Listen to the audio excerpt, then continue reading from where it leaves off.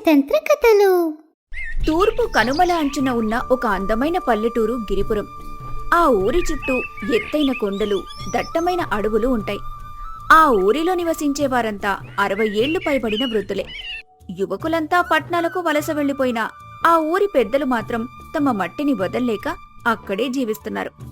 ఆ ఊరికి ఒక ప్రత్యేకత ఉంది. ఆ ఊరి కూరగాయల సంత నేల మీద జరగదు, ఊరి పక్కనున్న ఒక ఎత్తైన కొండ మీద జరుగుతుంది. ప్రతిరోజు ఉదయాన్నే ఆ వృద్ధులంతా తమ పెరట్లో పండిన తాజా కూరగాయలను బుట్టలో పెట్టుకుని ఆ కొండెక్కి అక్కడున్న విశాలమైన రాతి పలకల మీద సంత పెడతారు. చుట్టుపక్కల ఊళ్ళ వాళ్లు కూడా ఆ కొండ ఎక్కొచ్చి కూరగాయలు కొనుక్కొని వెళ్తుంటారు. ఒకరోజు ఉదయం సూర్యుడు ఇంకా ఉదయించకముందే గిరిపురం కోలాహలంగా మారింది. మల్లయ్య, ఆయన భార్య సీతమ్మ తమ పెరట్లో కాసిన బీరకాయలు, వంకాయలు, దోసకాయలను బుట్టల్లో సర్దుకుంటున్నారు. సీతమ్మా, ఈరోజు మన వంకాయలు ముత్యాల్లా మెరుస్తున్నాయి చూసావా? రాత్రి కురిసిన మంచుకి వీటి మీద నీటి బొట్లు ఎంత అందంగా ఉన్నాయో. పద, కొండపైకి వెళ్దాం. సూర్యుడు రాకముందే మనం సంతలో ఉండాలి.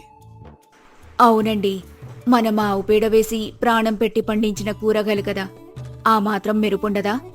అయినా 65 ఏళ్ల వయసులో కూడా మీరింత బరువు పెట్టుకుని ఆ కొండ ఎలా ఎక్కుతున్నారో అని నాకు ఆశ్చర్యంగా ఉందండి. ఇందులో ఆశ్చర్యమేముంది సీతమ్మా? మనకు ఊపిరినిచ్చేది ఆ కొండగాలే కదా. రోజు ఉదయాన్నే ఆ కొండ ఎక్కడం వల్లే మన కీళ్లు ఇంకా పట్టుకోలేదు, మన కండరాల్లో సత్తువ తగ్గలేదు. పని చేయకుండా ఇంట్లో కూర్చున్న నాడే మనిషికి అసలైన ముసలితనం వస్తుంది. ఇలా మాట్లాడుకుంటూ ఇద్దరూ నెమ్మదిగా కొండ ఎక్కటం మొదలుపెట్టారు. దారిలో వారికి తమ పొరుగింటివారు రామస్వామి మరియు ఆయన భార్య పార్వతమ్మ ఎదురయ్యారు.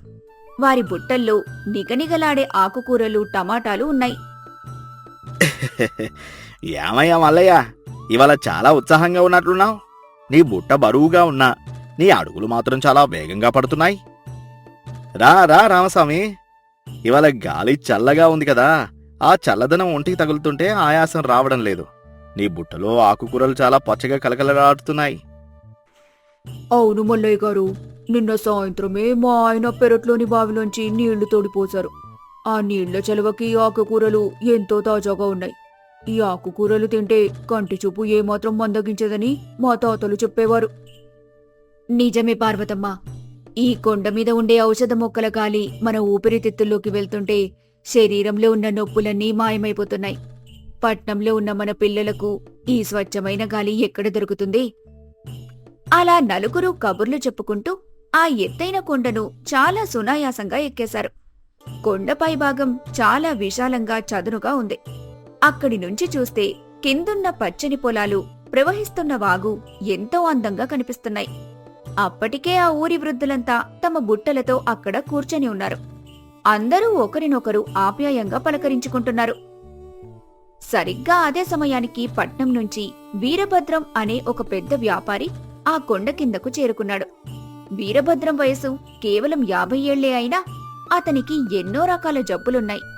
ఆస్తమా, కీళ్ల నొప్పులతో ఎప్పుడూ బాధపడుతూ ఉంటాడు. గిరిపురం కూరగాయలకు పట్నంలో ఎంతో పేరుంది. ఆ కూరగాయలు తింటే రోగాలు పోతాయని విన్నాడు. ఎలాగైనా ఆ కూరగాయలన్నింటినీ తక్కువ ధరకు కొనేసి పట్నంలో ఎక్కువ ధరకు అమ్మి లాభాలు గడించాలని అతని ఆశ.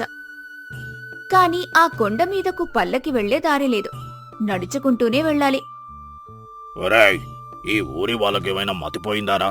సంత కింద పెట్టుకోకుండా ఆ కొండ మీద పెట్టుకోవడమేంటి? ఆ ముసలి వాళ్ళకు పని పాటలేదు, కాని నాలాంటి గొప్ప వ్యాపారి ఆ కొండ ఎలా ఎక్కుతాడ్రా? అయ్యా, వాళ్ళ ఆచారం అంతేనట. దేవుడి గుడి ఎలాగైతే ఎత్తుగా ఉంటుందో వాళ్ళ కూరగాయల సంత కూడా అలాగే ఎత్తుగా ఉండాలని వాళ్ళ నమ్మకం అంట. మీరు కాస్త నెమ్మదిగా ఎక్కని దొరగారు, నేను మీకు తోడుగా ఉంటాను. వీరభద్రం గత్యంతరం లేక కొండ ఎక్కడం మొదలుపెట్టాడు. సగం దూరం వెళ్లేసరికి అతనికి ఆయాసం మొదలైంది. రొప్పుతున్నాడు. ముఖమంతా చెమటలతో తడిచిపోయింది. గుండె దడదడలాడుతోంది. కాళ్ళు ముందుకు పడటం లేదు. అమ్మా, నా వల్ల కాదురా బాబు, నా ప్రాణం పోయేలా ఉంది. ఊపిరి ఆడటం లేదు, నా గుండె ఆగిపోయేలా ఉంది, కాళ్ళు పీకేస్తున్నాయి. నేను ఇంకా ఒక్క అడుగు కూడా వేయలేను. పనివాడు భయపడిపోయి కొండపైకి పరిగెత్తుకుంటూ వెళ్లి ఊరి జనాలను పిలిచాడు. మల్లయ్య, రామస్వామి, ఇతర వృద్ధులు వెంటనే కొండ కిందకొచ్చి వీరభద్రాన్ని పట్టుకుని నెమ్మదిగా పైకి తీసుకొచ్చారు. సీతమ్మ వెంటనే ఒక మట్టి ముంతలో చల్లటి మజ్జిగ తీసుకొచ్చి అతనికిచ్చింది. తాగండి బాబూ, ముందు ఈ మజ్జిగ తాగండి. మీ ముఖం పాలిపోయింది. ఇంత ఆయాసంగా ఉంటే ఈ కొండ ఎందుకెక్కారు? వీరభద్రం ఆ మజ్జిగ తాగి కాస్త తేరుకున్నాడు. ఆ మజ్జిగ ఎంతో కమ్మగా శరీరానికి చలవ చేసేలా ఉంది. చుట్టూ చూశాడు. 80 ఏళ్లున్న ముసలివాళ్లు కూడా అక్కడ ఎలాంటి ఆయాసం లేకుండా నవ్వుతూ తిరుగుతున్నారు. 50 ఏళ్ల వయసున్న తను మాత్రం ప్రాణాలు కోల్పోయే స్థితికి రావటం అతనికి ఎంతో అవమానంగా అనిపించింది. కాని అతని మనసులో ఉన్న వ్యాపారపు ఆశ మాత్రం చావలేదు. నేను పట్నం నుంచి వచ్చిన పెద్ద వ్యాపారిని. నా పేరు వీరభద్రం. మీ ఊరి కూరగాయలు చాలా స్వచ్ఛంగా ఉంటాయని, వాటిలో ఎలాంటి కల్తీ ఉండదని విన్నాను. అందుకే ఈ కొండ ఎక్కి మరీ వచ్చాను. చాలా సంతోషం బాబు. అవును, మా కూరగాయల్లో ఎలాంటి కల్తీ ఉండదు. కేవలం ఆవు పేడ, వేపాకు కషాయం మాత్రమే చల్లి పండిస్తాం. అందుకే వీటికి అంత రుచి. మీకు ఏ కూరగాయలు కావాలి? ఎన్ని కావాలి? వీరభద్రం అక్కడున్న కూరగాయల బుట్టలన్నింటినీ ఒకసారి పరిశీలనగా చూశాడు. ఒక లేత దోసకాయను తీసుకుని నోట్లో పెట్టుకున్నాడు. దాని తీయదనం, కరకరలాడే స్వభావం చూసి ఆశ్చర్యపోయాడు. పట్నంలో ఎంత డబ్బు పెట్టినా ఇలాంటి దోసకాయ దొరకదు అని అతనికి అర్థమైంది. మల్లయ్య గారు, మీరంతా ఈ వయసులో ఇలా రోజు కొండ ఎక్కి కూరగాయలు అమ్మడం నాకు చాలా బాధగా ఉంది. మీకు ఈ కష్టం ఎందుకు? ఇక్కడ ఉన్న కూరగాయల బుట్టలన్నీ నేనే కొనేస్తాను. వీటన్నింటికి కలిపి నేను ఒక 10 రాగి నాణాలు ఇస్తాను. మీరు రేపటి నుంచి కొండ ఎక్కాల్సిన పని లేదు. నా పని వాళ్ళే రోజు కిందకు వచ్చి కూరగాయలు తీసుకుని మీకు రాగి నాణాలు ఇచ్చి వెళ్తారు. మీరు హాయిగా ఇంట్లో విశ్రాంతి తీసుకోవచ్చు. ఏమంటారు? వీరభద్రం మాటలు వినగానే ఆ సంతలో ఒక్కసారిగా నిశ్శబ్దం అలుముకుంది. వృద్ధులంతా ఒకరి ముఖాలొకరు చూసుకున్నారు. 10 రాగి నాణాలంటే ఆ కూరగాయల అసలు విలువల్లో 10వ వంతు కూడా కాదు. పైగా వాళ్ల కష్టాన్ని అతను చులకన చేసి మాట్లాడుతున్నాడు. మల్లయ్య ప్రశాంతంగా ముందుకొచ్చాడు. బాబు వీరభద్రం, నీ ఉద్దేశం మమ్మల్ని కష్టం నుంచి రక్షించాలని కావచ్చు. కానీ మమ్మల్ని విశ్రాంతి తీసుకోమని చెప్పే హక్కు నీకు లేదు. అయినా ఈ బుట్టలన్నీ కొనేసి నువ్వు ఒక్కడివే తింటావా? నేనొక్కడినే ఎందుకు తింటాను పెద్దాయన? నేను వ్యాపారిని. వీటిని పట్నం తీసుకెళ్ళి అక్కడ పెద్ద పెద్ద దొరలకు ఒక్కో దోసకాయను ఒక్కో వెండి నాణానికి అమ్ముకుంటాను. వాళ్ళకి ఆరోగ్యం కావాలి కదా, నాకు లాభం వస్తుంది, మీకు కష్టం తప్పుతుంది. ఇందులో ఇద్దరికీ మేలే కదా. అప్పుడు రామస్వామి ముందుకొచ్చాడు. అతని కళ్లల్లో తీవ్రమైన అసంతృప్తి ఉంది. బాబా వీరభద్రం, నువ్వు మమ్మల్ని అవమానిస్తున్నావు. మా కష్టాన్ని వ్యాపారంగా మార్చాలని చూస్తున్నావు. మేము ఈ కూరగాయలను పండించేది డబ్బు కోసం కాదు. ఈ ప్రకృతి మట్టిలో మా చెమట చిందించి 10 మందికి మంచి ఆహారం అందించాలని. ఎవరైతే స్వయంగా ఈ కొండెక్కి వస్తారో వాళ్లకు మాత్రమే మేము అమ్ముతాం. అదేమిటి రామస్వామి గారు, కొండ ఎక్కితేనే అమ్ముతారా?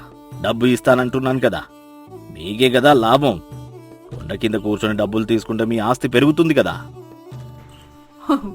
ఆస్తి పెంచుకొని మేమేం చేసుకోవాలి బాబు? ఈ వయసులో మాకు కావాల్సింది ఆస్తి కాదు, ఆరోగ్యం. నువ్వు అంటున్నావు కదా కొండ ఎక్కడం కష్టం, ఇంట్లో కూర్చొని విశ్రాంతి తీసుకోమని. ఇందాక నువ్వు సగం కొండెక్కేసరికే నీ ప్రాణం పోయినంత పనైంది. ఎందుకు? వీరభద్రం ముఖం అవమానంతో చిన్నబోయింది. అతనికి ఏం సమాధానం చెప్పాలో అర్థం కాలేదు. అది నా వయసుకు నాకు ఆస్తమా జబ్బుంది. నా కీళ్ళు అరిగిపోయాయి. అందుకే నాకు ఆయాసం వచ్చింది. దానికి నేనేమీ చేయలేను కదా.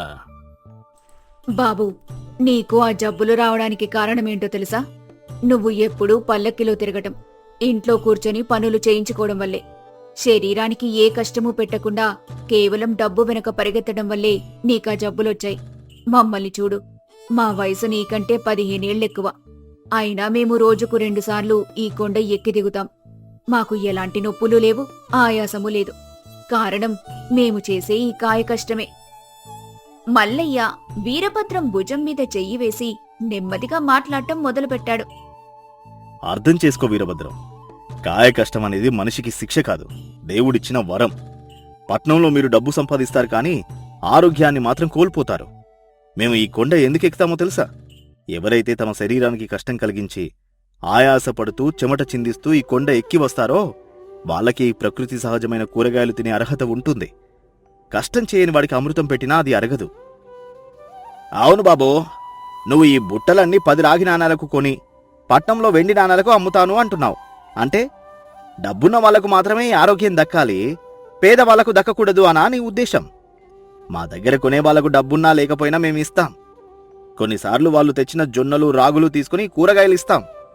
మా ఉద్దేశం 10 మంది ఆకలి తీర్చడం, ఆరోగ్యాన్ని పంచడం. దాన్ని నువ్వు నీ ధనదాహంతో వ్యాపారంగా మార్చొద్దు. నీ రాగి నాణాలు మాకొద్దు. నువ్వు కిందకు వెళ్ళిపో బాబూ. వీరభద్రం గుండెల్లో ఏదో తెలియని అలజడి మొదలైంది. ఇన్నాళ్ళు తను డబ్బుతో ఏమైనా చేయొచ్చు అనుకున్నాడు. కాని ఈ వృద్ధుల ముందు తన డబ్బు ఏమాత్రం పనికిరాలేదు. తనకున్న పల్లకి, తనకున్న బంగళా, తన దగ్గరున్న వెండి నాణేలు ఏవీ కూడా తనకు ఆరోగ్యాన్ని ఇవ్వలేకపోయాయి. కేవలం 2 గంటల కష్టానికే తన ప్రాణం గాల్లో కలిసిపోయేంత పనైంది. కాని ఎలాంటి ఆస్తులు లేని ఈ వృద్ధులు మాత్రం ఎంతో ఆరోగ్యంగా, ఆనందంగా, ఆత్మగౌరవంతో బతుకుతున్నారు. అతనిలో ఉన్న అహంకారం, వ్యాపారపు దురాశ ఒక్కసారిగా కరిగిపోయాయి. అతని కళ్లల్లో నీళ్లు తిరిగాయి. నెమ్మదిగా తన పట్టు పీతాంబరం ఉత్తరీయాన్ని తీసి భుజం మీద వేసుకుని 2 చేతులు జోడించి మల్లయ్య రామస్వాముల ముందు నిలబడ్డాడు.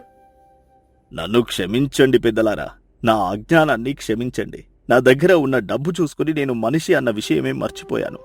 నా ఆరోగ్యం పాడైపోయినా సరే ఇంకా డబ్బు సంపాదించాలనే ఆశతోనే ఇక్కడికి వచ్చాను. మీ కష్టాన్ని రాగి నాణాలతో వెలకట్టాలని చూసిన నా బుద్ధి చాలా నీచమైంది. బాధపడకు బాబు, తప్పు తెలుసుకోవడం మనిషి లక్షణం. ఈ మట్టికి, ఈ గాలికి ఉన్న గొప్పతనం అదే. ఎవరిలోని అహంకారాన్నైనా కరిగించి నిజమైన మనిషిగా మారుస్తుంది. మల్లయ్య గారు, పార్వతమ్మ గారు, మీరు నాకు కేవలం ఆరోగ్యం గురించి మాత్రమే చెప్పలేదు, జీవితంలో ఎలా బతకాలో ఒక గొప్ప వేదాంతం చెప్పారు. కష్టపడకుండా దొరికే ఏదీ నిలబడదని, శ్రమలో ఉన్న ఆనందం ఏ ఆస్తిలోనూ ఉండదని నాకు ఇప్పుడు తెలిసొచ్చింది. పట్నంలో ఉన్న నా ఆస్తులన్నీ నాకు మనశ్శాంతినివ్వలేదు. కానీ మీరు ఇచ్చిన ఈ ఒక్క గ్లాసు మజ్జిగ నా ప్రాణాన్ని నిలబెట్టింది. మరిప్పుడు ఏం చేస్తావు బాబూ? పట్నానికి తిరిగి వెళ్ళిపోయి మళ్ళీ పల్లకిలో కూర్చుంటావా? లేదు తల్లి, నా పల్లకిని ఇప్పుడే వెనక్కి పంపించేస్తాను. నేను రోజుకోసారి కాలినడకన ఈ కొండెక్కుతాను. మీలాగే నా శరీరానికి కష్టం అలవాటు చేస్తాను. మీ దగ్గర నా ఇంటికి, నా కుటుంబానికి సరిపడా కూరగాయలు మాత్రమే మీరడిగిన న్యాయమైన ధరకు కొనుక్కొని తీసుకువెళ్తాను. వ్యాపారం కోసం కాదు, నా కుటుంబం ఆరోగ్యం కోసం. ఈ కొండ మీది సంత నాకొక దేవాలయం లాంటిది. ఇక్కడ వ్యాపారం చేయాలని ఇక నా జీవితంలో ఎప్పుడూ అనుకోను. వీరభద్రం మాటలకు అక్కడున్న వృద్ధులంతా సంతోషంగా చప్పట్లు కొట్టారు. మల్లయ్య స్వయంగా వీరభద్రానికి కావాల్సిన తాజా కూరగాయలను ఒక చిన్న బుట్టలో సర్ది ఇచ్చాడు. దానికి ప్రతిఫలంగా వీరభద్రం ఎంతో భక్తిగా వారికి వెండి నాణాలు ఇవ్వబోయాడు. కాని రామస్వామి ఆ నాణాలను సున్నితంగా తిరస్కరించాడు. ఆ వెండి నాణాలు మాకు వద్దు బాబు. వాటితో ఏమైనా విత్తనాలు కొనుక్కొని మాకివ్వు. మేము పండించి మళ్ళీ 10 మందికి పంచుతాం. ఈ రోజుకి కూరగాయలు నీకు ఉచితంగా ఇస్తున్నాం. ఎందుకంటే నువ్వు ఇవాళ వ్యాపారిగా రాలేదు, కష్టపడి కొండ ఎక్కిన ఒక సామాన్య మనిషిగా వచ్చావు. వీరభద్రం ఆశ్చర్యపోయాడు. వారి నిస్వార్థమైన ప్రేమకు అతని మనసు పూర్తిగా కరిగిపోయింది.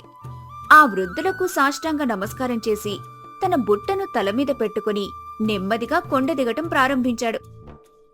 అతను కొండ కిందకు చేరుకునేసరికి అతని పల్లకి సిద్ధంగా ఉంది. రండి దొరగారు, పల్లకెక్కండి. మీరు చాలా అలసిపోయినట్లున్నారు. ఈ పల్లకిని ఖాళీగా ఇంటికి తీసుకువెళ్ళండి. నేను ఇక మీదట ఈ పల్లకి ఎక్కను. నా 2 కాళ్లతో నడుచుకుంటూ వెళ్తాను. నా కండలకు కష్టం తెలియాలి, నా ఊపిరితిత్తులకు గాలి తగలాలి. అప్పుడే నేను బ్రతికి ఉన్నట్లు లెక్క. అలా చెప్పి వీరభద్రం తన ఇంటి వైపు నడక సాగించాడు. అతని ముఖంలో అప్పటి వరకున్న జబ్బుల తాలూకు ఆవేదన పోయి ఒక కొత్త ఉత్సాహం, ఒక కొత్త జీవితం ప్రారంభమైనట్లు కనిపించింది. గిరిపురం వృద్ధులు కొండమీద నుంచి ఆ దృశ్యాన్ని చూసి ఆనందంగా నవ్వుకున్నారు. వారి సంత కేవలం కూరగాయలు అమ్మే చోటు కాదు, మనుషులను మార్చే ఒక పవిత్రమైన బడి అని మరోసారి రుజువైంది. ఆ పల్లెటూరి వాతావరణం, ఆ వృద్ధుల ఆప్యాయతలు ప్రకృతి పట్ల వారికున్న గౌరవం ఎప్పటికీ అలాగే పచ్చగా స్వచ్ఛంగా నిలిచిపోయాయి. శరీరానికి శ్రమ కల్పించకుండా కేవలం డబ్బు వెనక పరిగెడితే మనిషికి అనారోగ్యమే మిగులుతుంది. కాయాకష్టం మనిషికి ఆత్మగౌరవాన్ని, ఆరోగ్యాన్ని ఇస్తుంది. మనిషి విలువ అతని ఆస్తిలో కాదు, అతని శ్రమలో, ప్రకృతిని గౌరవించే విధానంలో ఉంటుంది. వేకువజామున రామవరం గ్రామం. కాంతమ్మ కట్టెలు కొడుతూ పొయ్యి రాజేయడానికి కళ్ళు కాయలు కాచేలా ఊదుతోంది. పొగ గది నిండా కమ్ముకొని బయటకు తన్నుకొస్తోంది. అబ్బబ్బా, ఈ పొగ తగలియ్య, ప్రాణం పోతుంది. ఏంటో ఈ బతుకు. తెల్లారకముందే ఈ పొయ్యి ముందు కూర్చొని ఏడవాలి. తడి కట్టెలు ఒక్కటి కూడా అంటుకోదు. ఈ పొగతో కళ్ళు పోయేలా ఉన్నాయి. రామయ్య బయట అరుగు మీద కూర్చొని, ఏమే కాంతమ్మా, ఇంకా కాఫీ నీళ్లు రాలేదేంటి? సూర్యుడు నడినెత్తికి వస్తున్నాడు, నీ పొయ్యి ఇంకా వెలగలేదా? వస్తుంది వస్తుంది, మీరొచ్చి గొట్టంతో ఒక్కసారి ఊదండి, అప్పుడు తెలుస్తుంది. ఆఫీసర్లాగా అరుగు మీద కూర్చొని ఆజ్ఞలు వేయటం కాదు. ఇక్కడ నా ఊపిరి ఆగిపోతుంది. ఈ పొగ చూస్తుంటే ఈ రోజటికి వంట అయ్యేలా లేదు. రాము గదిలో నుంచి కళ్ళు నలుపుకుంటూ బయటకొచ్చి, ఏంటమ్మా, పొద్దున్నే నాన్నతో యుద్ధం మొదలెట్టావా? ఆ పొగ ఏంటి అంతలా వస్తోంది? ఇంకేం వస్తుంది నాయనా, నీ కన్న తండ్రి తెచ్చిన తడికట్టెలు వానకి తడిసి ముద్దయ్యాయి. అవంటుకోవడం లేదు. చూడు, నా కళ్ళు ఎంత ఎర్రగా అయ్యాయో. అందుకేనమ్మా నేను చెప్పింది, ఈ కట్టెలపై గోల వద్దని. పట్నంలో అందరూ గ్యాస్ వాడుతున్నారు. నేను ఈ రోజే మన ఇంటికి ఆ వస్తువు తెప్పిస్తున్నాను. ఇక నీకు ఈ పొగ ఉండదు, కళ్ళు మండవు. ఏంట్రా రాము, మళ్ళీ ఏవో పట్నం వింతలు చెప్తున్నావు? ఆ మధ్య ఏదో రేడియో అన్నావు, దానికి ఏదో తీగలు కట్టావు. ఇప్పుడు ఏంటి కొత్తగా? నాన్నగారు, దానిని వంట గ్యాస్ అంటారు. ఒక చిన్న ఇనుప డబ్బా వస్తుంది. దానికొక స్టవ్ ఉంటుంది. చిన్న గుబ్బ తిప్పితే చాలు, నీలిరంగు మంట వస్తుంది. ఏంటి నాయనా, కట్టెలు లేకుండా మంట రావడమా? అందులో ఏమైనా భూతం ఉంటుందా? అసలే మన ఊరి వాళ్ళేమైనా అంటే తట్టుకోలేం. గాలి మండటం ఏంటి? అమ్మా, ఇది భూతం కాదు, సైన్స్. ఒక రకమైన గాలి ఉంటుంది అందులో, అది మండుతుంది. ఇదిగో ఈ రోజే బండి వస్తుంది, మీరే చూడండి.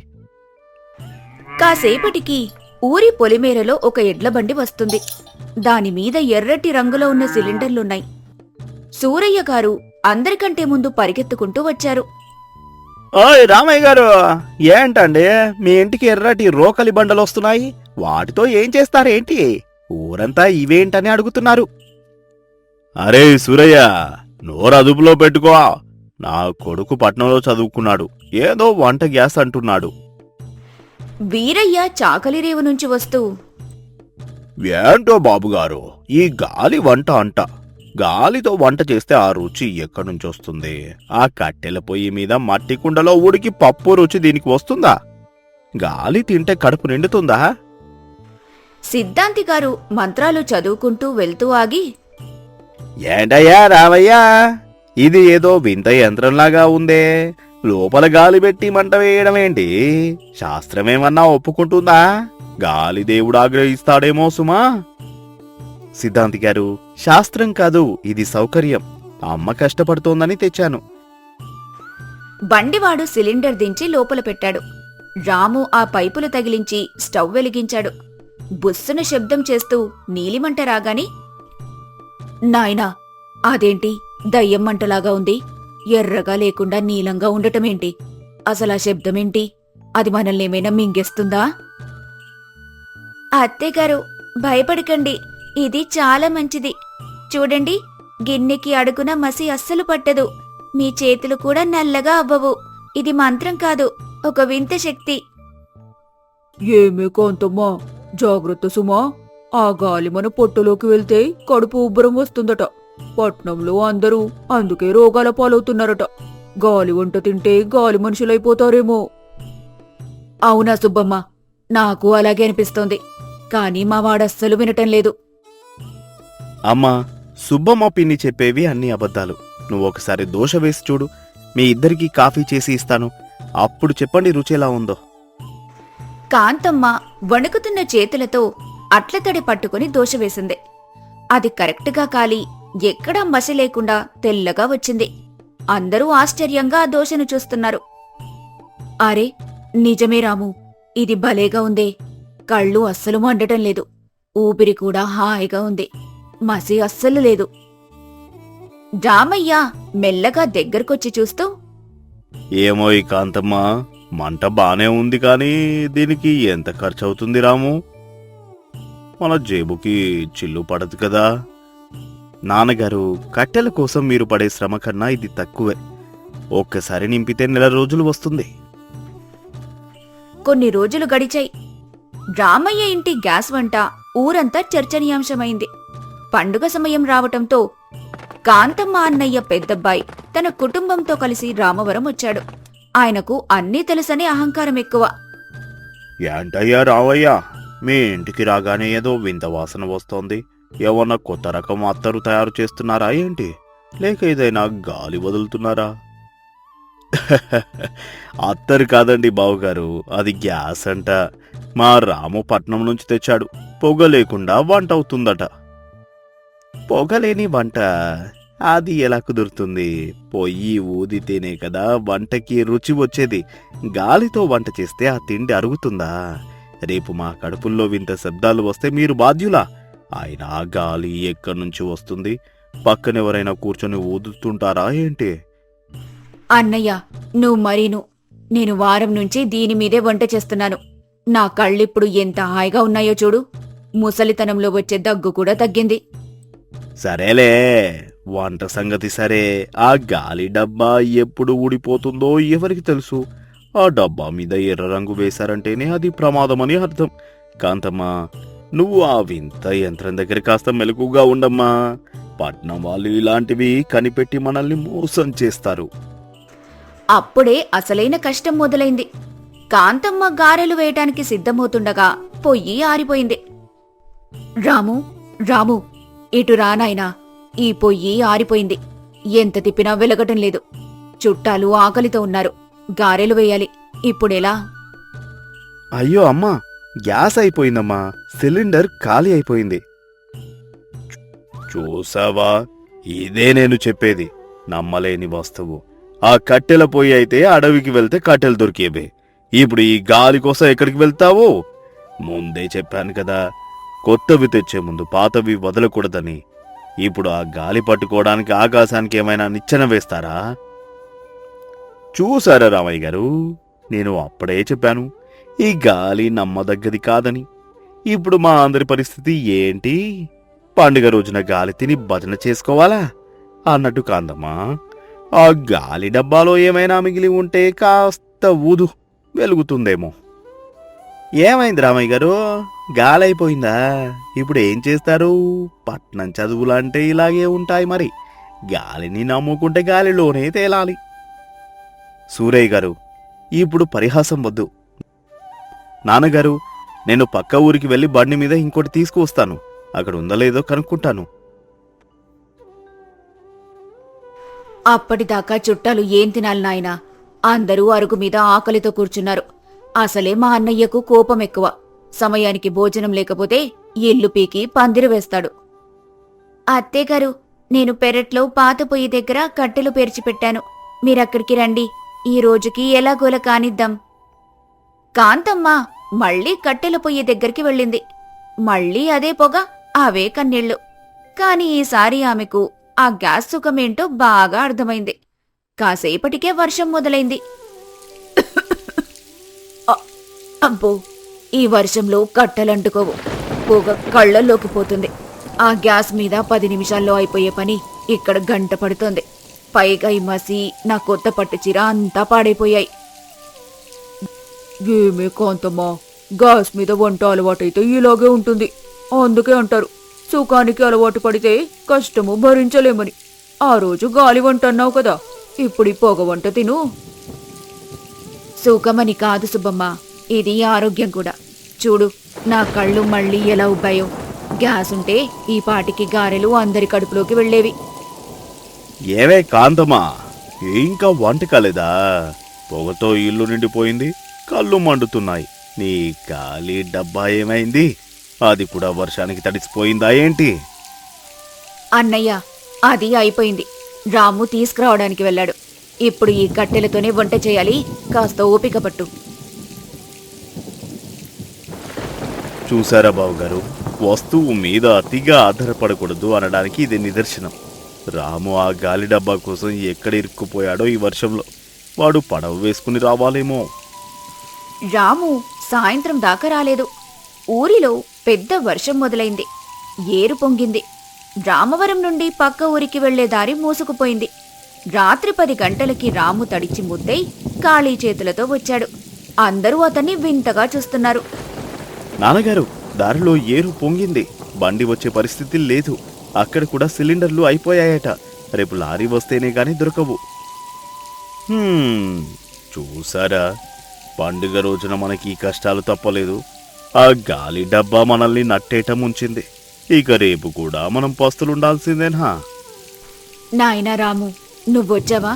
సిలిండర్ లేకపోయినా పర్లేదులే. నువ్వు క్షేమంగా ఉంటే చాలు. ఈ పాత పొయ్యి మీదే వంట ముగిస్తాను. ఆకలితో ఎవ్వరూ చనిపోర్లే. మరుసటి రోజు ఉదయం వర్షం తగ్గింది. రాము ఒక పడవ సహాయంతో సిలిండర్ తెప్పించాడు. ఆ దృశ్యం చూసి ఊరి వాళ్లంతా నవ్వుకున్నారు.